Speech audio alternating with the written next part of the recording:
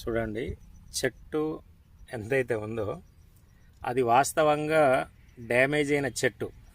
అవును, డ్యామేజ్ అయిన చెట్టు కర్రగట్టారు.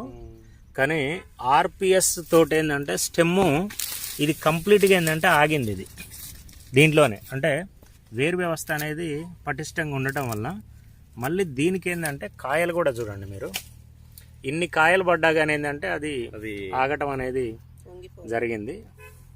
ఇది ఆర్పిఎస్ యొక్క రిజల్ట్ అండి.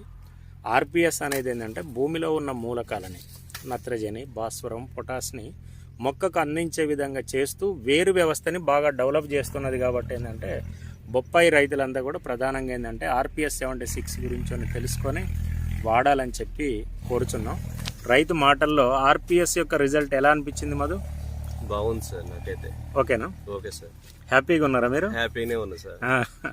ఎందుకంటే మన జిల్లాలో చాలా తోటలు డ్యామేజ్ అయినాయి, పాపం రైతులంతా ఇబ్బంది పడుతున్నారు. అవునవును సార్. కానీ మన దాంట్లో ఏంటంటే అక్కడక్కడ తప్ప మేజర్గా మాత్రం బాగా మంచిగా ఉంది.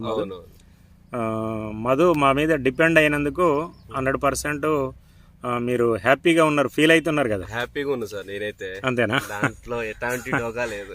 ఓకే ఓకే, తోట చూస్తున్నారు కదా సార్ మీరు కూడా. Okay okay Madhu, okay right.